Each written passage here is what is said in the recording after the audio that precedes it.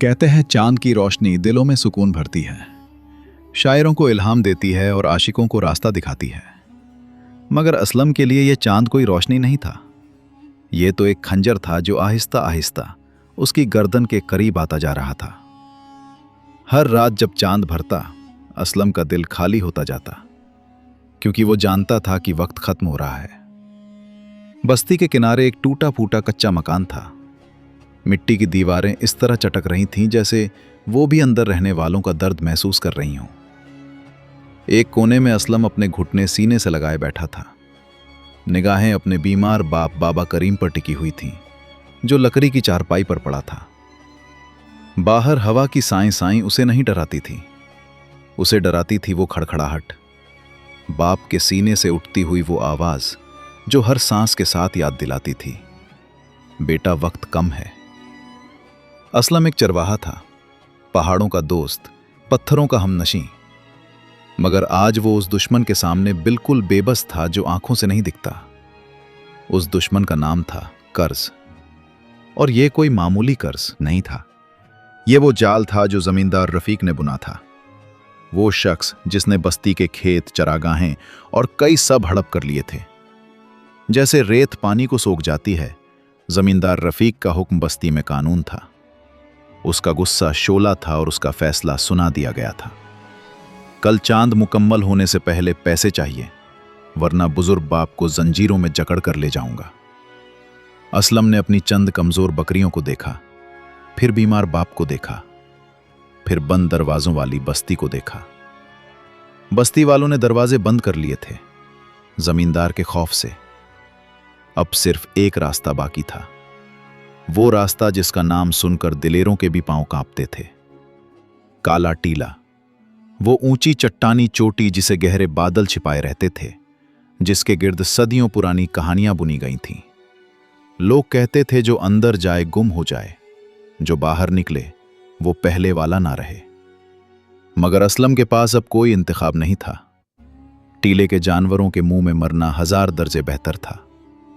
बाप की आंख में जिल्लत का आंसू देखने से उसने अपनी लाठी उठाई, भूखे रेवर को हाँका और नामालूम की तरफ चल पड़ा।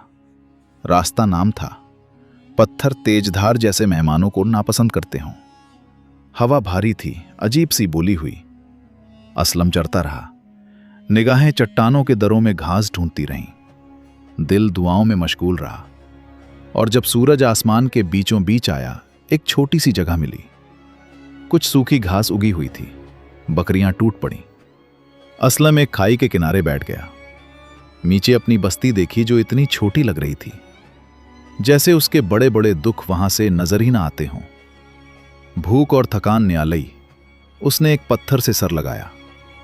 आंखें नींद और जाग के दरमियान झूलने लगी। और तभी वादी के उस पार कुछ चमका। असलम ने आंखें मली, गौर से देखा। पत्थरों के दरमियान खड़ा था एक हिरन। मगर यह कोई आम हिरन नहीं था। उसका जिस्म चांदी की तरह चमक रहा था।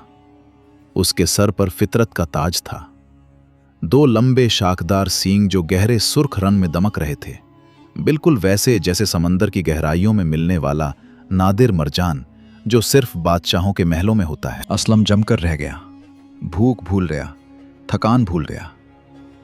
एक लम्हे के लिए तो जमींदार रफीक का कर्ज भी भूल गया। मगर फिर उस खूबसूरती ने एक पागल सा ख्याल जगा दिया। यही तो हल है। अगर ये हिरन पकड़ लिया तो उसे सोने के भाव बेचा जा सकता है। बाप का कर्ज उतर जाएगा, एक छोटा सा घर बन जाएगा, बाकी जिंदगी सुकून से गुजरेगी। बका की गर्जत जाग उठी। असलम पेट के बल जमीन पर रेंगने लगा। खामोशी से सांस रोककर निगाहें उस चांदी के हिरन पर जमाए हुए करीब आया और करीब आया। एक छलांग की दूरी रह गई तो उसने अपनी थकी हुई टांगों में आखिरी ताकत भरी और जस्त लगाई, उस आदमी की तरह जिसकी पूरी जिंदगी इस एक लम्हे पर टिकी हो। मगर वो हिरन बिल्कुल इत्मीनान से एक तरफ सरक गया, जैसे हवा के साथ नाच रहा हो, और असलम मुंह के बल मिट्टी में गिरा। उसने सोचा हिरन डरकर भाग जाएगा, मगर नहीं। हिरन ने भागने की बजाय चंद कदम दूर रुककर मुड़ा, अपना वो सुर्ख मरजानी सर घुमाया और असलम को देखा। वो निगाहें डर की नहीं थीं, वो तो दावत की निगाहें थीं, जैसे कह रहा हो, चलो मेरे पीछे आओ। असलम उठा जैसे कोई जादू हो गया हो और दौड़ पड़ा हिरन के पीछे। ये अजीब ताकुब था। जब असलम तेज होता, हिरन तेज हो जाता। जब थकान से कदम रुक जाते, हिरन भी रुक जाता। राह देखता, इंतजार करता। वो तंग पहाड़ी गलियों से गुजरा, खाइयों पर बने पथरीले पुलों से गुजरा, जैसे हिरन को यहां का चप्पा चप्पा अजबर हो। सूरज डूबा, अंधेरा छा गया, मगर हिरन के वो सुर्ख सींग दो जलती मशालों की तरह रास्ता रोशन करते रहे। सफर तवील था। असलम के जूते फट गए, पत्थरों ने पांव लहूलुहान कर दिए, मगर उम्मीद दर्द से ज्यादा ताकतवर थी। और फिर अचानक हिरन रुक गया। टीले की चट्टान में एक बारीक सी दरार थी, नंगी आंख से मुश्किल से नजर आती। हिरन ने आखिरी बार मुड़कर असलम को देखा, फिर उस तंग दरार में फिसला और गायब हो गया। असलम हाफता हुआ खड़ा रहा, पसीना चेहरे पर था। दिल में हिचकिचाहट थी, क्या अंदर जाओ, कहीं ये कोई जाल तो नहीं। फिर बाप का चेहरा आंखों के सामने आ गया, चारपाई पर पड़ा, बेजान सांसें गिनता हुआ। बस यही काफी था। असलम ने अपना दुबला पतला जिस्म उस दरार में घुसाया और अंधेरे नमी में रेंगता चला गया। और फिर दरार चौड़ी हुई और असलम एक अजीम गार में आ खड़ा हुआ। सांस रुक गई। गार की छत पर कीमती पत्थर जड़े थे, जो पूरे मकान को एक नरम पुरसकून रोशनी से भर रहे थे। पांव जम गए क्योंकि वहां हिरन नहीं था। एक पुरानी पथरीली चबूतरे पर एक बुजुर्ग बैठे थे, इंतहाई बूढ़े, सफेद लिबास, बिल्कुल साफ, जैसे कभी मिट्टी ना छुई हो। लंबी सफेद दाढ़ी, जैसे चांदी का झरना हो। आंखें बंद थी, बिल्कुल साकित, जैसे सदियों पुराना कोई मुजस्समा हो। और फिर आंखें खुली। वो निगाहें असलम पर पड़ी, गहरी पार करने वाली निगाहें, और होठों पर एक सुकून भरी मुस्कुराहट आई, जैसे वो असलम का 1000 साल से इंतजार कर रहे हों। बुजुर्ग ने होठ नहीं हिलाए, मगर असलम के कांपते दिल तक एक आवाज पहुंची। बगैर किसी लफ्ज के उस गार का सुकून कोई आम खामोशी नहीं थी। ये एक बावकार सन्नाटा था जो रूह को भर देता है, जैसे टीले की दीवारें खुद सांस रोके इस बुजुर्ग के अदब में बैठी हों। असलम के पूरे जिस्म में एक लर्जिश तोड़ दी, सर्दी से नहीं, हैबत से। बुजुर्ग की आंखों में एक रोशनी थी जो अंदर तक उतर जाती थी, जैसे वो असलम के दिल के सफ़े पलट रहे हों। माजी, हाल, बाप का दर्द, का बोझ, सब कुछ। एक लफ्ज न बोला बुजुर्ग ने, मगर असलम ने महसूस किया, सब कुछ समझ गए। फिर बुजुर्ग ने अपना रगदार नजर आता हाथ उठाया और गार के पिछले कोने में अंधेरे की तरफ इशारा किया। असलम ने लपक कर देखा। उसके जहन में था वो मर्जानी हिरन जो सारी मुश्किलें हल कर देगा, मगर जो नजर आया उसने आंसू ला दिए। बेइख्तियार अंधेरा धीरे धीरे हटा और एक मध्यम रोशनी नुमाया हुई। हिरन का जिस्म नहीं था वहां था एक नूरानी साया, शफ्फाफ, पाकीज़ा, एक रूह जो फिजा में तैर रही थी। उस लम्हे असलम को दिल से समझ आई, दिमाग से नहीं। यह हिरन शिकार का जानवर नहीं था, बेचने का माल नहीं था।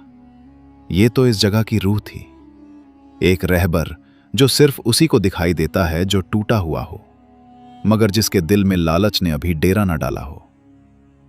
यह एक आजमाइश थी, और अगर असलम ने तीर चला दिया होता तो शायद तीला उसे हमेशा के लिए निगल लेता। तब बुजुर्ग आहिस्ता से उठे, दाया हाथ उठाया, गार की पिछली दीवार में से एक पथरीला पर्दा सरका और असलम की सांस रुक गई। आंखें फटी की फटी रह गईं। सामने था खालिस सोने का ढेर, कीमती पत्थरों के पहाड़, याकूत, जुमरद, हीरे, सब एक साथ जगमगा रहे थे। वो दौलत जिससे पूरी बस्ती 100 बार खरीदी जा सकती थी, बल्कि पूरे इलाके का नवाब बना जा सकता था। असलम का जिस्म कांपा। नफ्स ने फौरन तस्वीरें बनाना शुरू कर दी। जमींदार रफीक को झुकते हुए देखना, अच्छे कपड़े, बड़ा घर, नौकर चाकर, और पांव ने बेख्तियार एक कदम आगे उठाया। हाथ कांप रहा था। सोने की चमक उसे अपनी तरफ खींच रही थी, जैसे कोई मकनातीस हो, मीठी तबाही की तरफ। उंगलियां करीब आईं, बस छूने ही वाली थीं, और तभी बाप का चेहरा आंखों के सामने आ गया। वो बूढ़ा बाबा करीम जिसने सारी जिंदगी गरीबी में गुजारी मगर कभी हराम की तरफ हाथ नहीं बढ़ाया, जो फक्र में भी शरीफ रहा और शराफत में फकीर रहा। बाप के वो अल्फाज गूंजे जो बचपन से रूह में उतारे गए थे। बेटा जो बिना मेहनत मिले बिना वजह चला जाता है, और वो माल जो माथे के पसीने से ना आए उगता है तो बस कांटे। असलम रुक गया, आहिस्ता आहिस्ता पीछे हटा, जैसे किसी दहकती आग से भाग रहा हो। हाथ खींच लिया, सर झुका लिया, खुद से शर्मिंदा।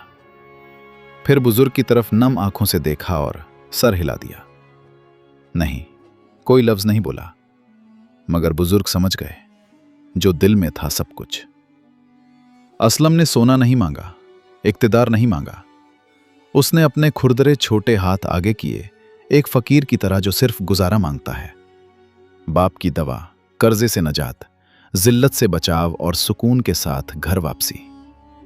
बुजुर्ग का चेहरा खिल उठा, झुर्रियों में एक मुस्कुराहट उतरी, जैसे वो अपनी खोई हुई चीज पा गए हों। उन्होंने वो पथरीला पर्दा बंद कर दिया, खजानों को वापस तारीकी में छोड़ दिया और जेब में हाथ डाला।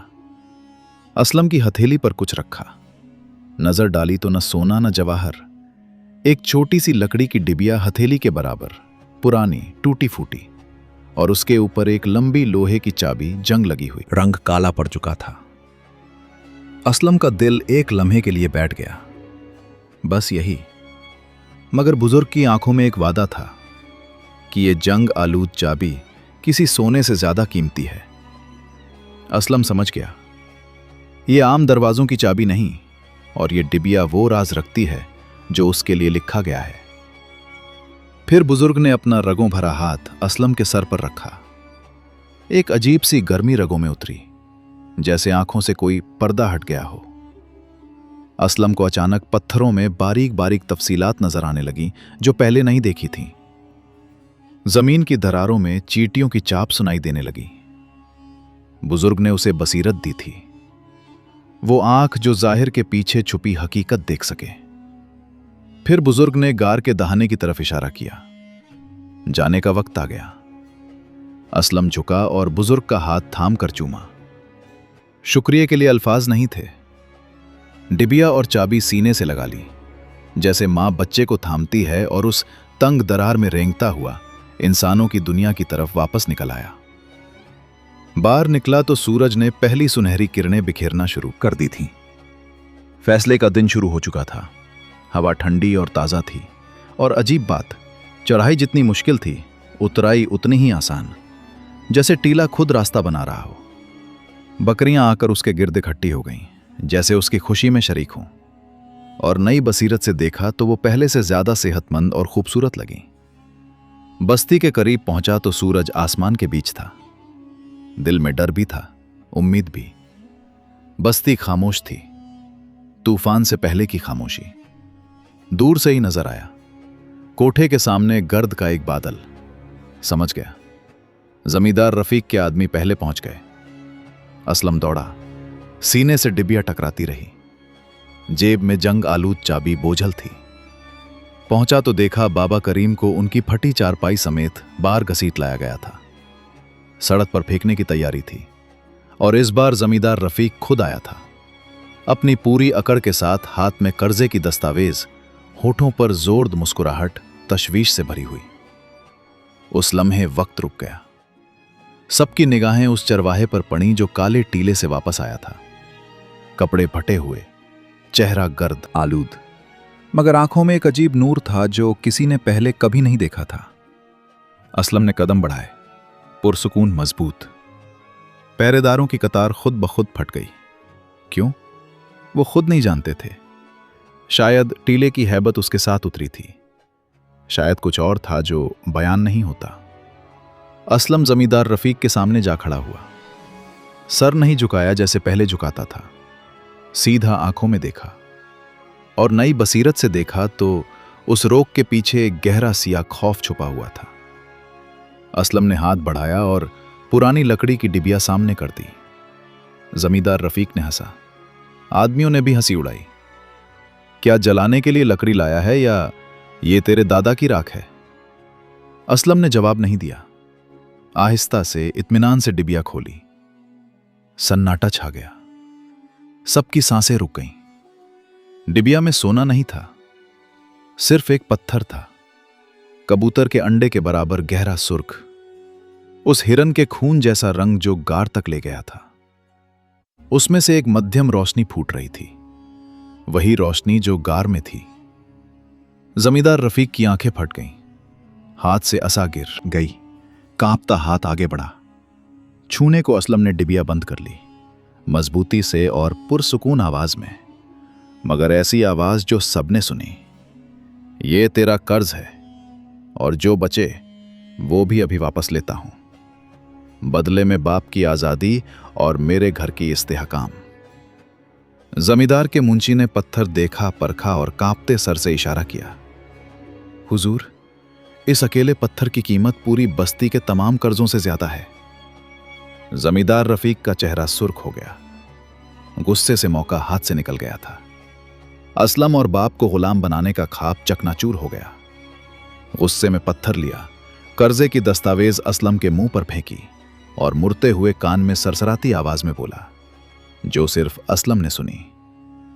आज बच गए चरवाहे, मगर तूने जहन्नुम के दरवाजे खुद खोल लिए। मैं जानूंगा तेरा राज और वही दफना दूंगा जहां से ये मिला। जमींदार चला गया, आदमी चले गए, मगर असलम जानता था ये जंग खत्म नहीं हुई, अभी शुरू हुई है। असलम ने मुड़कर बाप का सर चूमा, उन्हें आहिस्ता से अंदर ले गया। उस रात जब बस्ती में चरवाहे और जवाहर की कहानी हर जुबान पर थी, असलम अकेला बैठा था और वो जंग आलू चाबी हाथ में थामे सोच रहा था। जवाहर ने कर्ज उतारा, तो फिर ये चाबी किस चीज की है? बुजुर्ग ने कहा था यही असल खजाना है।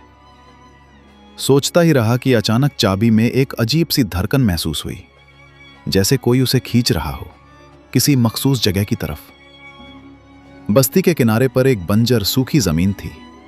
बरसों से वीरान वो जमीन जमींदार रफीक की मिल्कियत थी। असलम समझ गया, ये चाबी तालों की नहीं, हकीकतों की चाबी है। कर्ज उतारने की रात जिस्म आराम मांग रहा था। टीले का वो थका देने वाला सफर, घुटनों का दर्द, फटे पांव, सब थकावट चीख रही थी कि सो जाओ। मगर दिमाग एक तूफानी समंदर था और जेब में वो जंग आलूद चाबी जैसे कोई जिंदा चीज हो, धड़कती हुई, गर्म, पुकारती हुई, किसी मखसूस सिमत खींचती हुई। उधर बस्ती के उस पार जमींदार रफीक की हवेली में भी आंखें बंद नहीं थीं, मगर वजह अलग थी। सीने में कीना उबल रहा था, एक भड़कती दीक की तरह जो फटने को हो।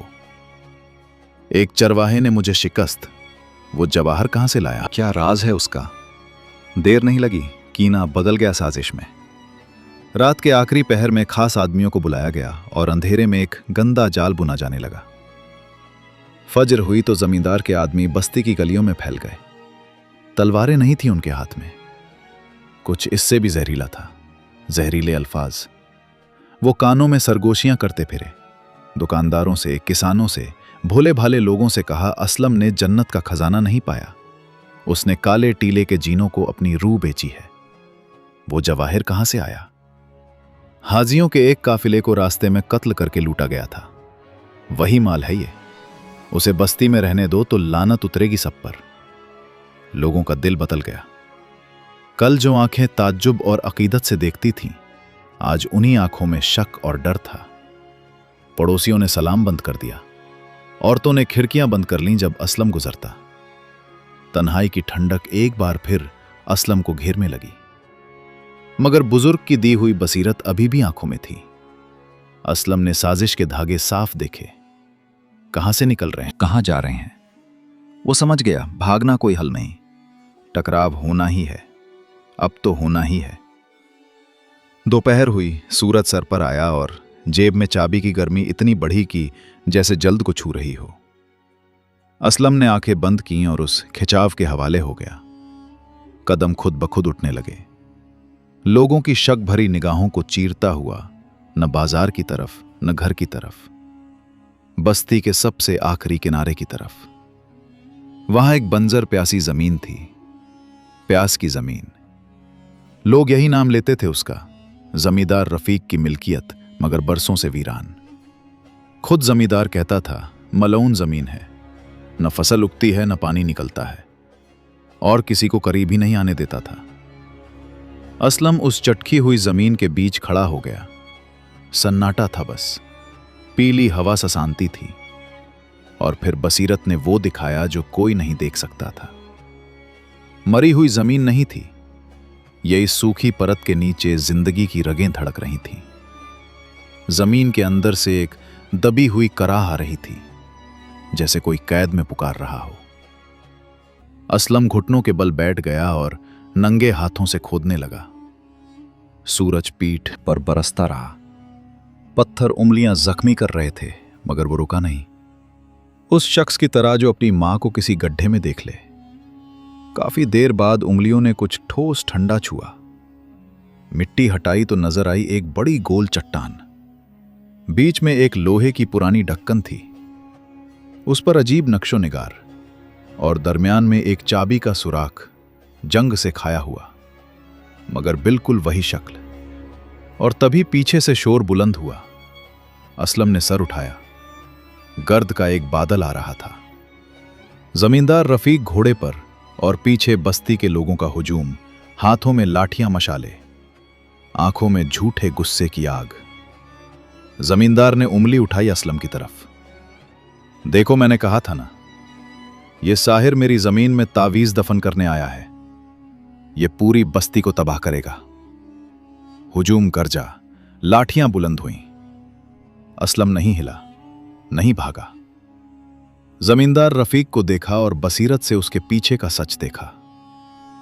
जुल्म के पीछे छुपा खौफ। फिर जेब से जंग आलूद चाबी निकाली। धूप में चाबी चमकी जैसे जंग के पीछे कोई रोशनी छुपी हो। लोगों के मुंह से सांस निकल गई। असलम ने चाबी उस सुराख में डाली। सन्नाटा, सांसें रुकी, नारे थम गए। चाबी बिल्कुल ठीक बैठ गई, जैसे सदियों बाद दो बिछड़े मिल रहे हों। असलम ने पूरी ताकत से चाबी घुमाई। एक तेज करत चीख। पुराना लोहा सदियों की कैद से आजाद होते हुए फिर जमीन हिली। घोड़े हनहनाए, लोग पीछे गिरे, और फिर एक धमाके की तरह वो लोहे की ढक्कन उड़ी और जमीन के सीने से फूटा। पानी का एक मोटा चांदी जैसा फव्वारा आसमान तक उठा, फिर बरसा। असलम के गर्द आलू चेहरे पर, प्यासी जमीन पर, सब पर यह आम पानी नहीं था। ये वो जिंदगी की शरियान थी जो जमींदार रफीक और उसके बाप दादा ने बरसों से बंद कर रखी थी, ताकि बस्ती वाले उनके कुओं का पानी सोने के भाव खरीदते रहें, ताकि प्यास की गुलामी रहे। एक आदमी ने पानी में हाथ डाला और पिया, फिर चीखा। आंखों में आंसू थे। इतना मीठा पानी, ऐसा पानी कभी नहीं पिया। सबकी निगाहें जमींदार रफीक की तरफ घूम गईं। नकाब गिर चुका था। कुछ बोलने की जरूरत नहीं थी। यह पानी खुद गवाह था, सबसे सच्चा गवाह। उसने जानबूझकर यह पुराना चश्मा बंद किया था, पानी छुपाया था, लोगों को प्यासा रखा था। जमींदार रफीक का घोड़ा पीछे हटा और लोगों का गुस्सा जो असलम की तरफ था पलट गया। असलम पानी में खड़ा था। तो का बोझ धुल गया, जुल्म की गर्द बह गई। एक लम्हे में मुलजिम से नजात दहिंदा बन गया। मगर उसकी आंखों में गुरूर नहीं था। निगाह आसमान की तरफ उठी शुक्रिया में, उस बुजुर्ग के लिए जो जानते थे कि इस बस्ती का असल इलाज क्या है। बस्ती का इलाज माल में नहीं था, इलाज था जो छीना गया उसे वापस दिलाने में। लोग पानी की तरफ दौड़ रहे थे, पी रहे थे, नहा रहे थे, रो रहे थे खुशी से। और इसी अफरा तफरी में जमींदार रफीक आहिस्ता आहिस्ता पीछे सरक रहा था। भागने की कोशिश, मगर असलम की बसीरत ने देख लिया, और साथ ही कुछ और भी देखा। पानी के साथ जमीन के अंदर से एक और चीज बाहर आई थी। लोहे का एक मजबूत संदूक, लकड़ी वाला नहीं, यह भारी मुकम लोहे का था। उस पर बादशाही नक्शो निगार कंधा थे। असलम ने उसे उठाया। हाथों में उसका बोझ महसूस हुआ, जैसे सिर्फ लोहा नहीं, एक पूरी तारीख उठा रहा हो। असलम ने एक निगाह भागते जमींदार पर डाली, फिर दूर उफक पर, और समझ गया, कहानी अभी खत्म नहीं हुई। ये संदूक कुछ छुपाए हुए है, कोई पुराना राज जो इस बस्ती से जुड़ा है, और शायद खुद जमींदार रफीक की असल से भी। असलम ने संदूक ऊंचा उठाया। धूप में उसके नक्श चमके। जंग के बावजूद बादशाही महर वाज़ेह थी। 100 साल पुराने किसी आदिल बादशाह की महर पत्थर की एक चोट से पुरानी शीशे की महर तोड़ी और भारी ढक्कन खोली। अंदर से न जिन निकला न सोना। एक पुरानी चमड़े की दस्तावेज निकली, सोने और जफरान की स्याही से लिखी हुई, बादशाहाना महर लगी हुई। बस्ती के बुजुर्ग आगे आए, वो वाहिद शख्स जो पुरानी तहरीरें पढ़ सकते थे। कांपते हाथों से दस्तावेज थामी। सन्नाटा छा गया। पानी का बहाव ही सुनाई दे रहा था। बुजुर्ग पढ़ते रहे और हर सतर के साथ आंखें फैलती गईं। फिर सर उठाया, भीड़ को देखा, जमींदार रफीक को देखा। निगाह में ऐसी हिकारत थी जो पहले कभी नहीं देखी गई थी। कांपती आवाज में बोले, मगर आवाज दूर तक पहुंची। ये जमीन, ये चश्मा जमींदार का नहीं था, कभी नहीं था। ये 100 साल पहले आदिल बादशाह ने वक्फ किया था। हर मुसाफिर के लिए, हर गरीब के लिए, इस बस्ती के हर फर्द के लिए। जमींदार के दादा को सिर्फ खादिम बनाया गया था, अमानत का रखवाला। मगर खादिम ने खयानत की, चश्मा बंद किया, दस्तावेज छुपाई और लोगों का पानी उन्हें सोने के भाव बेचता रहा। पुश्त दर पुश्त ये जुल्म चलता रहा। अल्फाज बिजली की तरह गिरे। लोग कुछ देर खामोश रहे, फिर याद समझ आई। बरसों की मेहनत का पैसा अपने ही पानी के लिए दिया। अपना हक खरीदते रहे और जानते भी न थे। खुशी के आंसू गुस्से में बदल गए। सारी निगाहें जमींदार रफीक पर। वो सिकुड़ गया। झूठी शान का वो पहाड़ एक सूखे पत्ते की तरह गिर गया। किसी ने हाथ नहीं उठाया, किसी ने मारा नहीं। मगर जब लोगों की आंखों से इज्जत जाती है, वो सजा किसी कैद से बड़ी होती है। उसी रात जमींदार रफीक बस्ती छोड़ गया। चुपके से, अकेला पीछे छोड़ गया। हवेली, माल, दौलत, सब कुछ साथ ले गया। सिर्फ वो कपड़े जो उस पानी से भीगे थे, जिसे उसने बरसों छुपाया था। वो इबरत बन गया जो नस्ल दर नस्ल सुनाई जाती रही। लालच की, खयानत की और अंजाम में जुल्म की। और फिर बस्ती ने सांस ली। प्यास की जमीन बदल गई। खैर की जमीन में नहरें बनी। खेत हरे भरे हुए जो जमीन पत्थर थी। महीनों में सब्जी उगाई, जैसे जमीन भी बरसों से इंतजार में थी। बाबा करीम जो चारपाई पर पड़े सांसें गिनते थे, इज्जत और खुशी की हवा लगी तो तंदुरुस्त हो गए। कभी कभी इज्जत की दवा हकीमों की दवाओं से बढ़कर होती है। चेहरे पर सेहत की रौनक लौट आई और आंखों में वो चमक जो बेटे को अपनी कौम का सरदार देखकर आती है। और असलम दौलत ने नहीं बदला, मर्द ने नहीं बदला। वही सादा, वही खामोश, वही जमीन से जुड़ा हुआ नौजवान। जंग आलूद चाबी उसने गले में डाल ली। हमेशा के लिए यादगार इस बात की कि जो चमकता है वो सोना नहीं होता, और जो सादा लगता है वही अक्सर सबसे कीमती होता है। जमींदार की हवेली की जगह इकसार नहीं बनाया। अपना पुराना घर मरम्मत कराया और अपने सलमा से शादी की। वो लड़की जो तंगी के दिनों में भी साथ रही, जिसने कभी मुंह नहीं फेरा, जो खतरे में भी वफादार रही।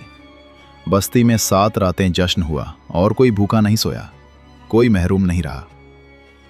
1 साल बाद चांद मुकम्मल था। असलम अकेला निकला और चश्मे के पास आ खड़ा हुआ। पानी बह रहा था, चांदनी में चमक रहा था। उसने निगाह काले टीले की तरफ उठाई जो कभी खौफ की अलामत था, आज उम्मीद का निशान लगता था।